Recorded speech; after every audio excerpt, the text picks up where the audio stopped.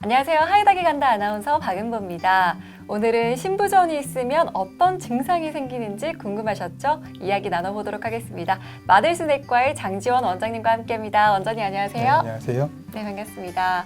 네, 보통 어떤 증상들이 있을 때 내가 신부전일까 좀 의심을 해보고 병원을 찾는 게 좋을까요? 네, 신부전이란 심장의 구조적인 또는 기능적인 이상이 생겨가지고 우리 몸에 필요한 혈액이나 산소를 제대로 공급해주지 못하는 상태를 말하는데요. 이전보다 비슷한 강도의 운동 혹은 적은 운동을 했는데도 숨이 찬 경우나 혹은 자다가 답답해가지고 숨이 차서 깨는 경우, 갑작스럽게 체중이 늘고 이 정강이 같은데 이렇게 손으로 이렇게 꾹 눌러보면 쑥 들어가서 나오지 않는 부종이 생기는 경우, 그다음에 피로감이나 또 혹은 어지러움이나 두근거림 같은 증상도 경우에 따라 동반될 수 있겠습니다. 근데 이런 눈에 띄는 증상이 아니더라도 본인이 고혈압이나 당뇨, 기저질환을 좀 갖고 계신 분들은 숨이 좀 답답하고 붓는 느낌 같은 게 있으시면 검사해보고 확인하는 게 꼭 필요하다고 생각합니다. 예. 네, 그럼 신부전이 의심이 돼서 병원을 찾아간 환자분들은 네네. 보통 어떤 검사들을 하게 되는 건가요? 일단은 기본 혈액 검사 같은 걸 보통 하게 되죠. 특히 이제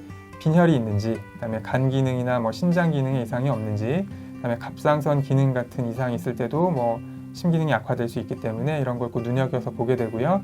신부전 때 특히 올라가는 심장 특이 수치를 보는 검사 같은 걸 해보는 경우도 있겠고, 그리고 또 심전도를 찍어보고 흉부 가슴 엑스레이 사진을 이제 기본으로 보통 찍어보죠. 그래서 심장이 실제로 커져 있는지, 부어 있는지, 혹은 폐가 부어서 물이 차 있는지 그런 걸 보게 되고요. 경우에 따라서 이제 심장 초음파를 검사해가지고 신부전이 실제로 있는지, 그 다음에 신부전이 오게 된 원인이 어떤 것인지 좀 더 자세하게 살펴보게 되죠. 그 외에 이제 원인에 따라서 혈관 관상동맥을 찍어보는 심혈관 조영술을 해보거나 혹은 핵이학 검사나 심장 MRI 검사 같은 걸 해보는 경우도 있겠습니다. 네, 오늘 신부전과 관련해서 여러 가지 질문과 답변 들었습니다. 마들스 내과의 장지원 원장님과 함께했습니다. 원장님 고맙습니다. 네, 감사합니다.